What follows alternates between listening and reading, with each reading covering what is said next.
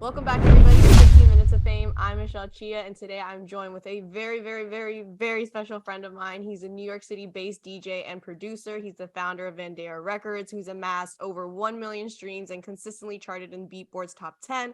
He's released tracks like Bilingual on John Summers' Grid label, One Night Stand on Mikey Lyons' Desert Hearts label, and his latest, You and Me on Michael Bibi and Paz's Solid Grooves label. Welcome, Kai William. How you doing? Wow, that was a really nice intro. I'm pretty fired up after that. You can keep it. I'll give you Thank the you. voice. So you can sample it for your next intro. Yeah, let's do it. Cool. But Kai, I appreciate you taking the time to be here. I know you're currently in Brooklyn, but why don't you give everyone an intro about what you do, who you are? Yeah, so I mean, you did a pretty good overview, but I'm Kai William. I've been doing this for about on this project for about coming up on 4 years now. Um, Originally started making more like deep stuff. I came into like the Anjuna deep sound. I really liked that stuff when I first got started, but now I'm obviously doing something completely different. But I still have like a love for all that stuff, and kind of started my label at the same time I started the Kai William project, which doesn't sound like the very traditional way, but I'm happy I did it that way because it kind of kept me in line with like trying to figure out like a style and a sound, but also just like a great place for me to get my music out. So I mean, anyone who makes music can attest to like getting your music signed by other people is like very difficult thing. It takes a lot of time, and like there's a lot of like the stars need to really align for you to get a signing. So much goes into that, but yeah, having my own place to release my own music has been like incredible and my favorite part of like why I do all of this. um I also do a lot of teaching. I just started a production workshop series which we're going to continue in the fall. Just kind of analyzing how that went and where we can take it and how we can do it better next time. So yeah, that's like the short version of me. You're a guy that wears a lot of hats. Yeah, I always wear hats. I actually don't ever take them off. On top of that.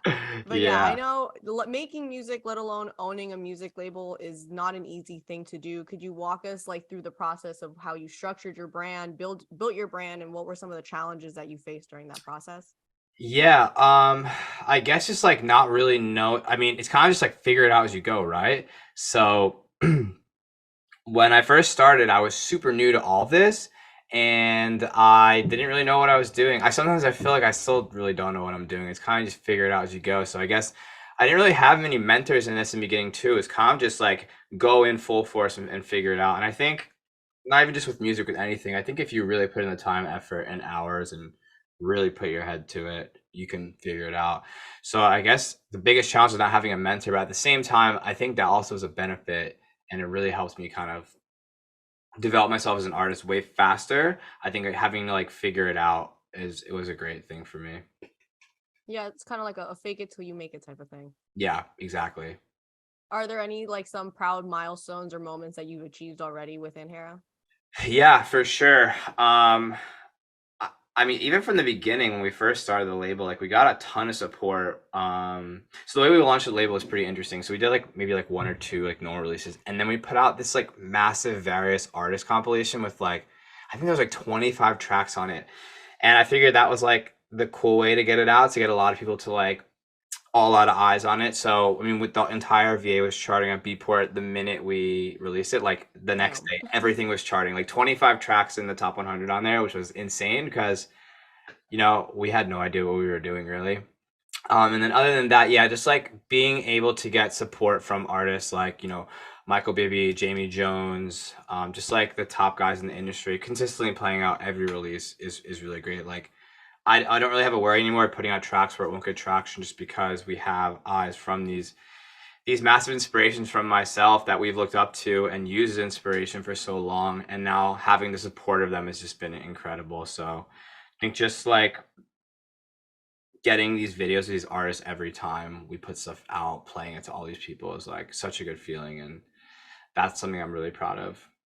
Nice. I mean, this is kind of be a hard question because you're moving really, really fast, honestly, with your label and everything. What are some other goals that you're looking to achieve in the future? And we can manifest it now. Yeah, for the label, I really want to move into events. I wanted to get the label kind of the foundation down with the label at first, and then from there, like get our music and our style and our sound and awareness down before we kind of jump into a label and party series. I feel like doing both at the same time is really difficult. It's like I feel like you need to like pick one of not that you can't do it, but I think picking one or the other first is sort of the way to go. So I think there's a benefit to doing each way differently, but the way we went was strictly just music first and then everything else will fall into place. So I think in hopefully by the end of the year we can get this whole label thing and events started, but it's difficult because I'm as much as I want to do my own events, I'm getting a lot of booking requests right now and I'm kind of busy and like, here, there, everywhere. So trying to set aside that time while also trying to keep growing outside of New York City, where I'm from, is like it's a challenge. And we're trying to figure out how to do it, but hopefully by the end of the year we can have our events up and running. And yeah, the events thing is really, really important to me. I mean, at the end of the day, I feel like this music's all like a big community thing. Mhm. So that whole bringing people together in person for like a cool experience is like kind of the end goal, I guess. Yeah. Are there any dream venues like you yourself or even for the record to do events? Is there any like dream venues that you wish to see? Actually, yes, but more so, I would like to do my events at places that don't typically do like raves or stuff like that. I think that's a really Mhm. cool thing. I think that this music has become very popular, which is awesome, but with that it becomes very saturated, which means that a lot of people are doing it, which is awesome. But I feel like a lot of people try to replicate what other people do. So it's like, oh, I saw this promoter do a party over here, so I also want to do a party over here. But they just show up and they plug and they play, and it's kind of the same thing as the other thing. So to me, it's like if I could do an event at like I don't know, like a lighthouse on a beach or something, like that would be super sick. And like just like a kind of like a one and done thing, and then move to the next and like next location. So yeah, I mean, if I had to pick a venue to do one at, I mean, I never got to go to Printworks, but I guess I could never do it there now, sadly. But Facts.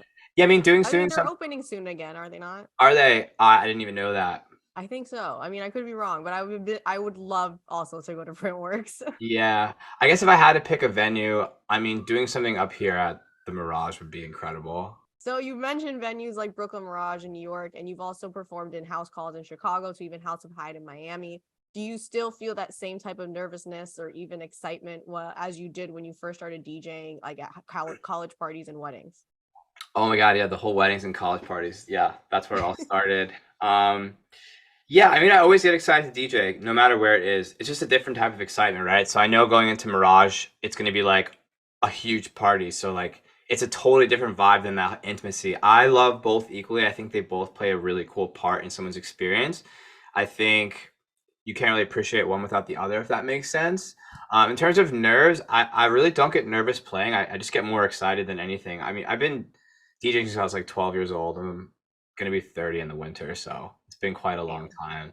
time. But yeah, I really don't get nervous much. It's more just that excitement factor. I love being around people. I'm just very much a people person. So anytime I get the chance to perform in front of, whether it be 10, like 100 people, 150 people, or 5, 6, 7,000 people, it's the same sort of excitement for me. Yeah, I mean, I was lucky enough to see you perform at Brooklyn Mirage, and I told you yourself, like, I was like, dude, like, you are the number one person having the best time here. Like, you looked so happy doing what you do. And I think that's what made the show, honestly, like 10 times even better.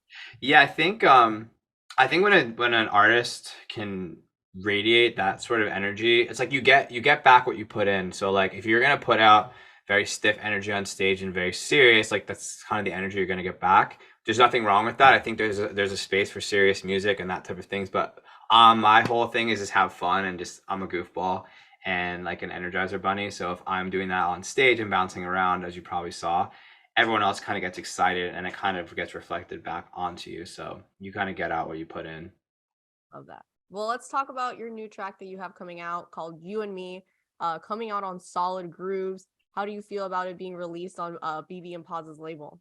Yeah, like dream come true. It's been the number one goal label for me forever since I kind of got into this sound like 3 years ago. I sort of watched BB from the very beginning. I think when I found him on Instagram, he had like 6, 7,000 followers. Like really, Damn. I mean, he was Now like, he's almost at a million. I know it's crazy. And then through Baby Found Pasta and that whole Solid Grooves crew, and they've just been such an inspiration to me and my label, and sort of kind of model what I do after them while trying to make my own thing, obviously. But Yeah, it's just a dream come true. Especially, it's more of like a persistence thing too. Like, I think I sent them 20, 30 songs before one finally cracked. But I think it just goes to show you just really got to keep putting in the time and effort. And like, this stuff does not come easily. And as I was saying in the beginning, there's a lot of things that have to align perfectly for a release to come out with somebody. So one, they have to like the record. Two, they have to have space in their availability. You have to have space in your availability to work out with that time. And it's just like, there's so many things I need to go into it. But yeah, super stoked and very honored to be a part of such like an legendary label at this point, I guess you could say now. So yeah, feels really good. Nice. When you were making that, what were some of the specific things that you look for, like when you were creating the beat or even finding the sample? Yeah, so I think that is a really important thing, especially with such a tailored sound like Solid Grooves. Like, they have a very raw, gritty tech sound, and I knew I needed like a very catchy, hooky little sample. Nothing crazy. The vocals in it is just you and me on this frequency. That's the entire vocal. But Solid Grooves sort of does this thing where they have that like repeating, catchy, kind of puts you in like a hypnosis almost, which is a Mm-hmm. super raw beat. So I found that vocal sample, and then for the bass line, it's just a big tom drum. And I just, as soon as I heard the tom drum, I was like, oh, this just sounds like Solid Grooves. Like, I played the tom by itself. I'm like, that just sounds like it. So kind of put the two together and just sort of produced around that style and sent it to the A&R. And we went back and forth in the track for a couple of rounds. And he's like, let me show this to the guys. And then he came back and he's like, I have some good news. And I was like, oh my God, I finally did it. It's like just like the biggest relief off my shoulders and just like such a proud moment for me where I was like, after you do this stuff for a while, like the whole dance music and the parties and the science stuff, and like, I don't want to say you become numb to it, but there are just some things that hit so much harder than others. And that was definitely one of those moments where I was like, oh my God. Yeah, it was cool. How did you, so I know like a lot of music artists deal with this. Like, how did you know that the track was like done and completed? You were like, I need no more hi-hats, I need no more vocals, like this is it, like I'm gonna send it. Yeah. It's funny because like, a track really, I guess, could never technically be done. You can always technically do more to it. I just do a very good job of just like, okay, this is at a good enough point where I think that if they were interested, they'll tell me if I need anything else. And so I was like, I'll send it. So I think that's, I guess, a really big piece of advice for anyone listening is get stuff to a really good point to where you know it's playable in a club, and then I think it's okay to send. That's really the best advice to give on that. But it's kind of just like a feeling, something you kind of learn after a while too. Like, I've been producing pretty heavily now for coming up on 4 years, and I think it's just like a skill you develop that you realize like, oh, this is done. Another thing you could do is get a track that's very similar and kind of listen to them side by side and say, oh well, I think they did that with this element, so maybe I should also try it in this. So I think referencing is a great way to kind of figure out if something's in a good enough spot. But yeah. Those are some bangers of advice. I hope people are listening and taking notes because that was really, really good advice. Yeah, referencing helps so much. I think just I'm always referencing at the end of my tracks and just being like, mixing it in with the track, like two tracks on each side. Just like, does it work with this one? Does it work with that one? Does it have enough energy? Is it on par with that sort of vibe you're trying to curate? Nice. I'm sure you get like inspiration from artists like even BB and Paza in the house space, but are there any like is there any other type of music genres that you listen to or even draw Yeah. inspiration from? Yeah, I actually mostly don't even really listen to this stuff outside of the club or producing. I really like have such a deep appreciation and love for like very deep vibing music. So people like Darius or like SG Lewis and those type of artists. And like, I obviously love like Toman and Stassi and stuff like that. But more so outside like the house stuff, yeah, like SG Lewis, Darius is awesome to me. I love him. I'm really big into like hip hop and like listening to that sort of music too. Older stuff, some of the newer stuff too, but mostly like the older stuff like Tribe Called Quest and stuff like that. So anything that's very vibey, deep, jazzy, has a bunch of like chords and just like really nice, sexy vocals, like that's the stuff I'm listening to all of the time. Um, if I listened to their stuff all the time, I would go crazy. I mean, as you notice in my sets, so even my sets they're very housey, but they're very diverse. I really Mm. don't like staying in the same vibe for too long. That's not who I am as a person in general. So I need things to switch up consistently. So are there any artists that like any new up and coming artists that you're currently listening to or even any songs that you have on repeat that people should keep an eye out for? Yeah, I really love these R Squared kids. They're a duo from the United Kingdom. Really cool, like retro sounds with these really really groovy drums, like super super into them. I'm never really going to dig through an artist or a label. It's more like I'm just listening to what I find, and if I like it I'll throw it in the record box. But it's kind of an untraditional way of doing things, I feel like, for a DJ, but it works for me.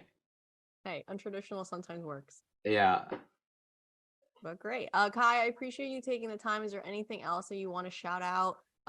Anything else you want to talk about? No, other than just like my label, we're releasing once a month now. So if anyone wants to follow us on our socials, it's just at In Here Records. Yeah, super excited for the label. I have a lot of cool music coming up from a lot of like really close friends too. I traditionally was like chasing like the big artists and stuff at first, and I was like, oh, this is how we're gonna make it. We're gonna get exposure through these big networks of these big artists. But like I've actually found that some of the smaller artists I'm releasing, like their music is just killing it. Like we have such a good platform now, such good exposure that I don't think we necessarily need the massive names for these tracks to do well, which is something that was always really important to me, is building up artists, which is why I like teaching and doing like audio engineering for other people and stuff. It's just I really like elevating people. So if I can do that through my platform for newer artists who make amazing music, um, then that's really special to me. So just yeah, I guess my label I'm just most excited for, honestly. I'm excited to see where it goes. I'm sure it's going to be in a few months. It's going to be phenomenal. I'm excited to see you. I hope in a few months. Yeah. But yeah, everybody check out In Here Records on Instagram, website. Check out Kai. Check out Kai's shows. And again, thank you again for checking out 15 Minutes of Fame. I'm Michelle. This is Kai.